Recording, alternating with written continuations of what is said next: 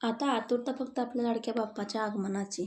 तर तुम्ही तांदळाच्या पिठापासून, मैद्यापासून खूप साऱ्या मोदकाच्या रेसिपीज पाहिल्या असतील. तर मी आज तुम्हाला दाखवणार आहे मऊ लुसलुशीत पारंपरिक पद्धतीचे अख्ख्या तांदळापासून बनवलेले मोदकाची रेसिपी.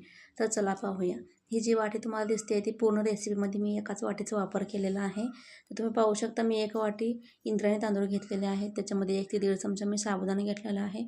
अगदी स्वच्छ धुवून त्याच वाटीने 1 वाटी त्यात पाणी टाकून ठेवून द्यायचं आहे. साधारणतः 1 तासभर तुम्ही ते भिजायला ठेवायचं आहे. तोपर्यंत आपण सारणाची तयारी करूया. तर याच्यामध्ये मी घेतलेलं आहे 2 ते 3 टेबलस्पून तूप.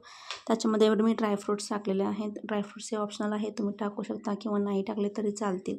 तर याच्यामध्ये तुम्हाला खसखस घालावी लागते. आता माझ्याकडे सध्या अवेलेबल नाही आहे म्हणून मी ती घातलेली नाही आहे. तुम्ही ती घालू शकता.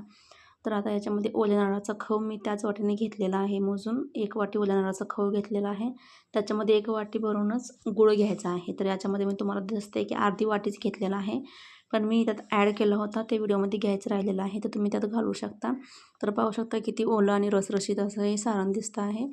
तर ते हलकं परतून घेतल्यानंतर ठेवून द्यायचं.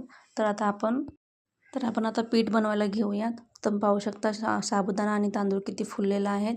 मी थोडंसं पाणी कमी करून त्याच्यामध्ये मिक्सरच्या भांड्यामध्ये टाकलं होतं. तर एकदम फाईन अशी पेस्ट करून घ्यायची आहे. ती पेस्ट केल्यानंतर सुद्धा तुम्ही ते गाळणीच्या साहाय्याने गाळूनच घ्यायचे आहे, कारण थोडेफार तांदूळ किंवा साबुदाणा बारीक व्हायचा राहिलेलाच असतो. तर तुम्ही पाहू शकता मी त्याच वाटीने 1 वाटी दूध घेतलेलं आहे. ते मिक्स करायचं. ते मी गॅसवरती ठेवलेलं नाही आहे. त्याच्यानंतर मिक्स केल्यानंतर गॅसवरती मीडियम आचेवरती ठेवायचं आहे. मीडियम आचेवरती मंद असे ढवळत राहायचं आहे, कंटिन्युअसली ढवळत राहायचं आहे. तुम्ही पाहू शकता मी किती हलवते आहे ते. तर त्याच्यानंतर ते थोडंसं घट्ट व्हायला चालू होईल. तर तुम्हाला व्हिडिओमध्ये दिसेल की त्याच्यामध्ये गाठी झाल्यात की काय. तर तसं अजिबात झालेलं नाही आहे. ते एकदम बिलकुल सॉफ्ट असे शिजत आहे. तर तुम्ही पाहू शकता किती मऊ आणि लोण्यासारखा गोळा शिजून तयार झालेला आहे. मला तर हे पाहूनच खूप खावंसं वाटत होतं. तर पाहू शकता 5 ते 7 मिनिटासाठी गॅस बंद करून ते झाकून ठेवायचं आहे, वाफेवरती शिजवायचं आहे. तर ते शिजवल्यानंतर एका प्लेटमध्ये घ्यायचं. त्याच्यामध्ये आपण तांब्याच्या साहाय्याने किंवा पळीच्या साहाय्याने किंवा पेल्याच्या साहाय्याने त्याला खाली थोडंसं तूप लावायचं आणि तो गोळा असा मळून घ्यायचा. याला जास्त काही मला करावं लागलं नाही, कारण खूप सॉफ्ट असं शिजलं होतं. तर आता सारणामध्ये मी हे ड्रायफ्रुट्स टाकलेले आहेत आणि थोडीशी वेलची पूड टाकून मिक्स केलेलं आहे. तर आज आपण मोदकाच्या साच्याचा वापर करून मोदक बनवणार आहोत. तुम्ही पाहू शकता मी एक मोदकाचा साचा घेतलेला आहे. त्याला आतून थोडंसं तूप लावून घ्यायचं आणि हा जो गोळा म्हणून ठेवला होता त्यातलं थोडंसं घेऊन या मोदकाच्या साच्याला साईडून असं प्रेस करून एकदम पातळ असे पारी बनवून घ्यायची आहे. आतमध्ये जिथे जिथे गॅप असेल तिथे तिथे बोटाच्या साहाय्याने तुम्ही लावून घेऊ शकता. बोटाने प्रेस करून सर्व बाजूंनी कणिक एकसारखी पसरवून घ्यायची. त्याच्यानंतर तुम्ही पाहू शकता याच्यावर जितकं सारण बसेल तितकं मी घातलेलं आहे. त्याच्यामुळे आपला मोदक खूप सुंदर असा तयार होतो. आतमधून पूर्ण सारण भरल्यानंतर सारण भरून झाल्यानंतर छोटासा गोळा घेऊन त्याच्यावरती राहिलेल्या जागेला तो गॅप जो आहे तो हलक्या हाताने दाबून घ्यायचा. वा, तुम्ही पाहू शकता किती छान सुबक असा कळीदार मोदक तयार होतो आहे. तुम्ही बघू शकता अशा पद्धतीने मी सर्वच असे मोदक बनवून घेते आहे. या पारीचाही वापर मी केला होता.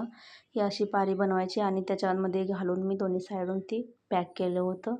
तर अशाच पद्धतीने मी सर्व असे मोदक बनवून घेतलेले आहेत. या कणकेची पारी लाटूनसुद्धा खूप छान मोदक कळीचे तयार होतात, पण मी आज साच्याचा वापर केलेला आहे.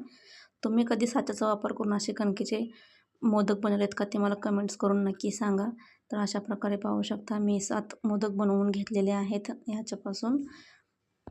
खरं सांगायचं तर आंबेमोहोर आणि इंद्रायणी तांदळापासून बनवलेले हे मोदक खूप चवीला छान असतात. तुम्ही कधी ते ट्राय केलेत का तेही मला कमेंट करून नक्की सांगा.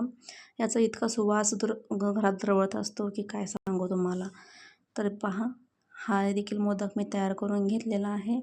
मी हे मोदक वाफवण्यासाठी आपली पारंपरिक पद्धतीचा वापर केलेला आहे, म्हणजे केळाच्या पानावरती ते ठेवून ते वाफवलेले आहेत. तर चला, आता आपले सर्व मोदक तयार करून झालेले आहेत. ते आपण वाफवण्यासाठी मी एका पातेल्यामध्ये पाणी घेऊन अगोदरच गरम वाफेसाठी ठेवलं होतं. ते केळीचे पान घालून मी त्याच्यावरती हे मोदक ठेवून दिलेत.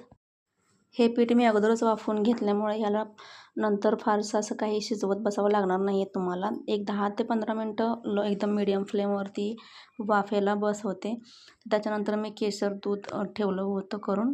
दिवसभर मऊ राहील असा आणि चवीला अगदी भन्नाट असा हा मोदक तयार झालेला आहे. तर तुम्हाला आमचे व्हिडिओज आवडत असतील तर या चॅनल सबस्क्राईब करायला विसरू नका. धन्यवाद.